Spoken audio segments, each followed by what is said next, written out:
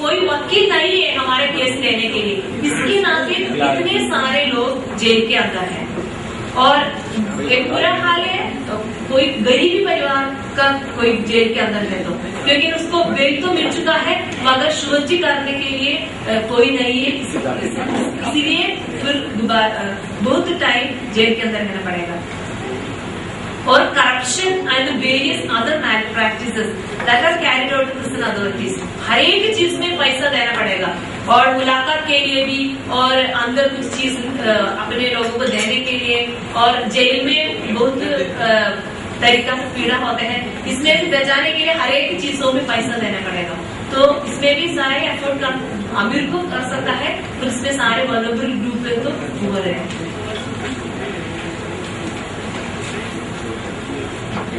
हमारे बेल के बारे में ऐसे, बेल के एक डेफिनेशन ऐसे होते हैं, bail is to prepare the release of a person from legal custody by undertaking that he or she shall appear to the time and place, decide and submit him or herself to the jurisdiction and judgment of the court. इसी definition में कुछ भी नहीं बोला है, इसमें पैसा चाहिए। It's evident that money need not be a concomitant to the bail system. But we know the majority of the population in rural India lives in utter poverty. They don't even have the money to earn 1 square meal a day. Yet they shall still expected to serve a surety, even though they have been charged with a bailable offence where the accused is entitled to secure bail as a matter of right. As a result, the poor man languishes behind the bars, subject to the atrocities of the jail authorities, rubbing shoulders with the hardened criminals, and effectively being treated as a convict. हमारे criminal procedure code 1973 does not define bail, मगर इसमें ऐसे terms में ये definition bailable offence के लिए और non bailable offence के लिए दे चुका है। ऐसे बोला है इसमें, bailable offence means an offence which is shown as bailable in the first schedule or which is made bailable by any other law for the time being in force, and non-bailable offence means any other offence. Further, section 436 to 450 set out the provisions of the grant of bail and bonds in criminal cases. The amount of security that is to be paid by the accused to secure his release has not been mentioned in the CRPC. Thus, it is the discretion of the court to put a monetary cap on the bond. Unfortunately, it has seen that courts have not been sensitive to the economic plight of the weaker sections of the society. The unreasonable amounts demanded by the courts as bail bonds clearly show their cruel attitude towards the poor.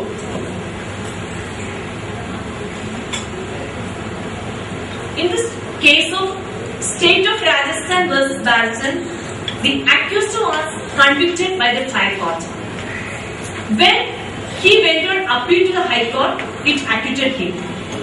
The state went on appeal to the Honorable Supreme Court, Article 136 of the Constitution through a special leave petition.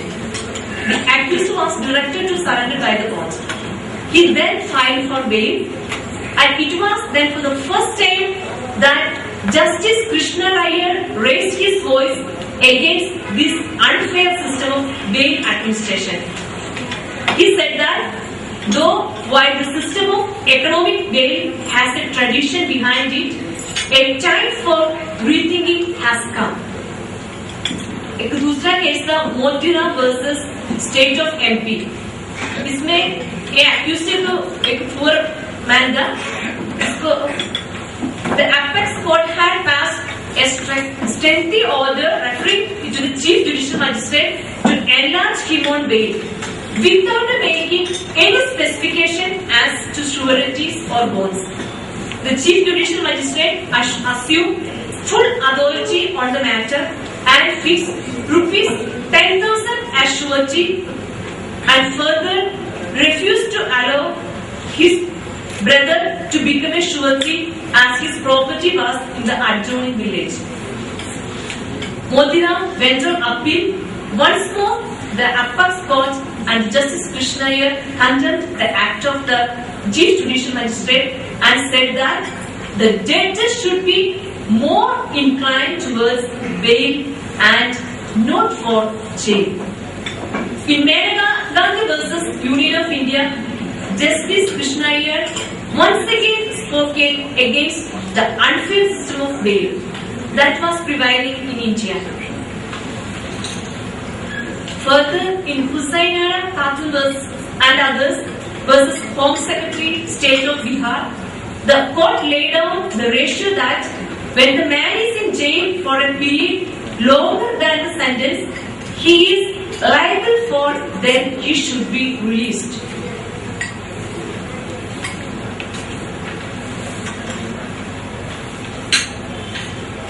Freedom is a basic human right of every person. The Constitution guarantees every citizen has a fundamental right under Article 21. According to the provision of this article, no one can take your life or personal liberty except through a process of law that is just, fair and reasonable. They are in the jails not because they are guilty, but because they are too poor to afford bail and court have no time to try them.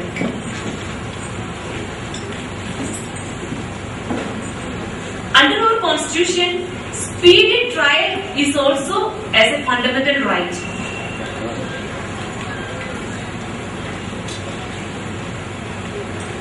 In the existing laws, there are many provisions which can be used by the magistrate and the courts to release prisoners awaiting trial.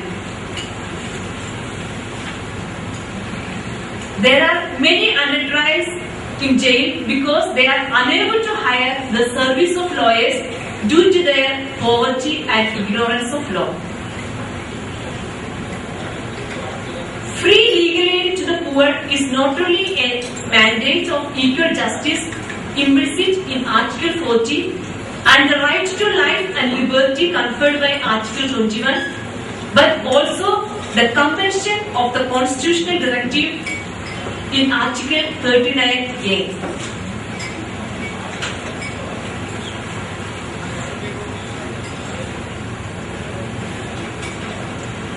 In India, it is the duty of the state to secure to all its citizens justice, social, economic and political, as has been enshrined in the preamble of our Constitution.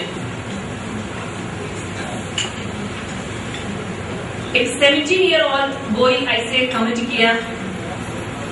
The prison world is completely unlike the outside world. I don't know how I will go back home. One undertried prisoner had lost complete contact with the relatives. When he was picked up by the police, he was not given a chance to contact his family. He was informed by another undertried who was from his native village that their village has been relocated to make room for a factory. Now he does not know where to go.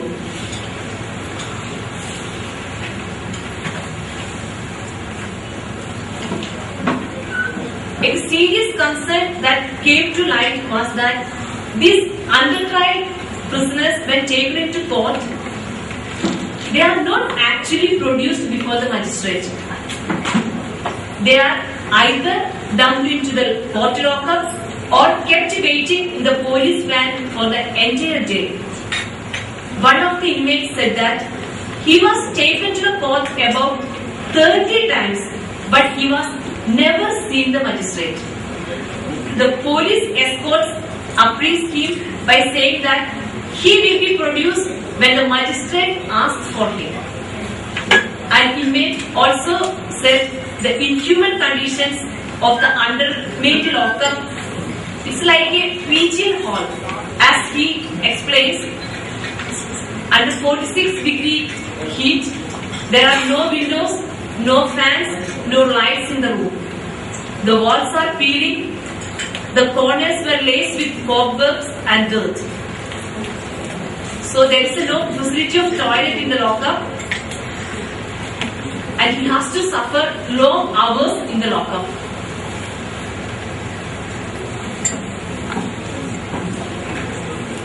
So there are some inmates are ready to share their horrifying truths, but at the same time, so many of them are scared to speak out against the system. जेल के अंदर बुरी तरीका से बहुत चीजों चल रहे, मगर ये सामने आगे बोलने के लिए लोग बहुत डरते हैं। मगर ये सारी चीजों को बाहर निकालने के लिए एक अच्छा तरीका हमको पता है। हम जेल के अंदर जाना और विजिट करना और उसको प्रिजनर्स को मीट करना और उन लोगों से इंफॉर्मेशन कलेक्ट करने के बाद और उसको थोड़ा पीएल के रूप में और केस के रूप में आगे बढ़ाना और लोग ताकि उन लोगों को जस्टिस मिल जाए और जेल के बाहर आने के लिए उन लोगों को मौका मिल जाए।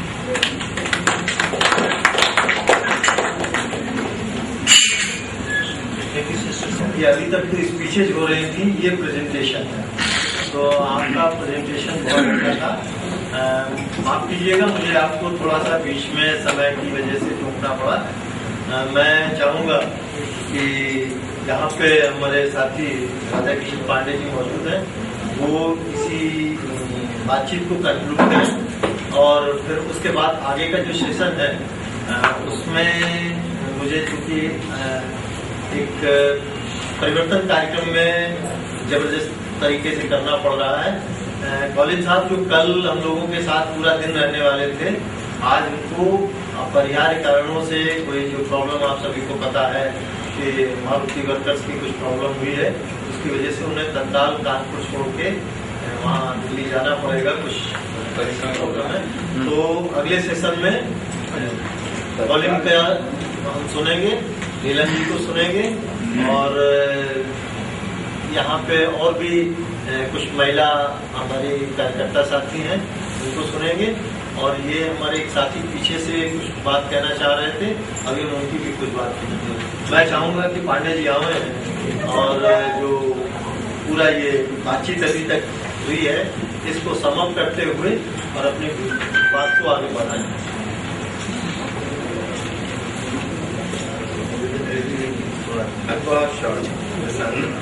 तो आप हम लोग बोलने देते नहीं, आपने सभा में उपस्थित सभी साथियों को, सभी महिला साथियों को, ये सेशन जो विशेष रूप से चला है कि जेल के अंदर बंद कैदियों जिन्हें न्याय मिलने की कोई संभावना नहीं रहती है, न्याय नहीं मिल पाता है और वो लगातार न्याय के पीछे अन्याय जो बर्दाश्त कर रहे हैं या झेल रहे हैं, उनको हम कैसे हेल्प करें, उनकी स्थिति क्या है। जैसा हमारे शहर साहब ने बहुत डिटेल से बताया कि कभी कभी ऐसे लोगों की मदद करना वकील के लिए भी कितना भारी होता है, कितना महंगा होता है, कैसे कैसे सफर करना पड़ता है। निश्चित रूप से कभी कभी एक दो मैटर्स में जब हमें कम सफर करना पड़ा लेकिन करना पड़ा, लेकिन कहीं न कहीं सामंजस्य भी बनाना पड़ता है और पीछे भी हटना पड़ता है। कभी कभी ऐसा लगता है कि हम मदद करने उनकी जाएंगे, उनकी मदद नहीं कर पाएंगे, कहीं ऐसा न हो कि हम मदद के काबिल हो जाएं, तो ऐसी परिस्थितियों में पीछे भी होना पड़ता है। तो उन परिस्थितियों में जैसे बहुत रिसेंटली अभी माओवादियों वाले केस को शायद हमारे सामने जस्ट एट स्टार्ट से फाइल आई, लेकिन हमारे ही साथ के लोग, कुछ तो हमारा स्वास्थ्य साथ नहीं दे रहा था, तो काफी कुछ ठीक हूँ, अभी तुम्हारा स्वास्थ्य ठीक नहीं है, आगे जाओगे पता नहीं किस प्रॉब्लम में आ जाए, पता लगा नमे की जगह 10वें पर जिम तुम हो जाओ, यानी so many type of the problem. खैर, जिस तरह से लोगों को गिरफ्तार किया गया, जिस तरह से भेजा गया, या जो लोग अंदर हैं उनमें से जो दो एक लोगों को मैं व्यक्तिगत तौर पे भी जानता हूँ, really they are not in any way, ना तो वो माओइस्ट है और ना ही वो sovereign power of the country को डिस्टर्ब करने जा रहे, बट देश को श्रद्धा एक्यूज है, जेल में लगातार सालों से ऊपर से जेल में।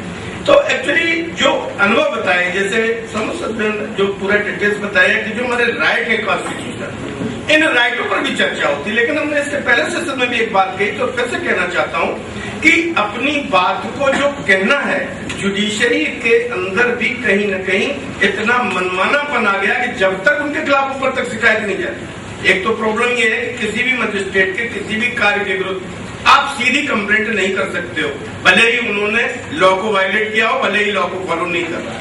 ये सारे कानून हैं जो उनके सामने रखे जाते हैं और वो बाकायदा अपने स्वविवेक से उसे टाल करके आगे चले जाते हैं। ऐसी सर्कमस्टेंसेस में जो जुडिशियल प्रोटेक्शन एक्ट के अंतर्गत उन्हें विशेषाधिकार प्राप्त है, आप अपील में चले जाइए, रिवीजन में चले जाइए, रिट में चले जाइए, बट डायरेक्ट कंप्लेंट करना और कंप्लेंट करके उनके खिलाफ उनके कंडक्ट को जांच करना एक कठिन काम है। और यही एक वजह है कि चाहे वो सोशल वर्कर्स हो और चाहे एडवोकेट हो, उन सभी के सामने एक गंभीर विषय आ जाता है सामने कि जब हम जिससे रिजल्ट पाना चाहते हैं, जिससे ये सारी चीजें हल हो सकती हैं, वास्तव में उसी से नहीं मिलता तो हम कहें किससे जाकर के। तो फिर वही पोजीशन आती तमाम बेलेबल मैटर्स में। आप जो अभी सवाल उठाया कि बेलेबल मैटर्स में कानपुर में कम से कम मेरी समझ से 1 दर्जन बार से ज्यादा मुझे इसलिए फेस करना पड़ा कि उन्होंने श्योरिटी बॉन्ड इतने ज्यादा मांग लिए, बोले 1 लाख रुपए से ऊपर मांग लिए, 50,000 से ऊपर मांग लिए। The person is not able, इस स्थिति में नहीं है कि वो उन जमानतों को दे सके और मजबूरन कि जो जेल बेल पाने का अधिकारी भी है, बेल मिल भी गई है, बट इट इन जेल। तो ये प्रॉब्लम्स हैं। इनके सिलसिले में लड़े जाने के कई तरीके देखे गए।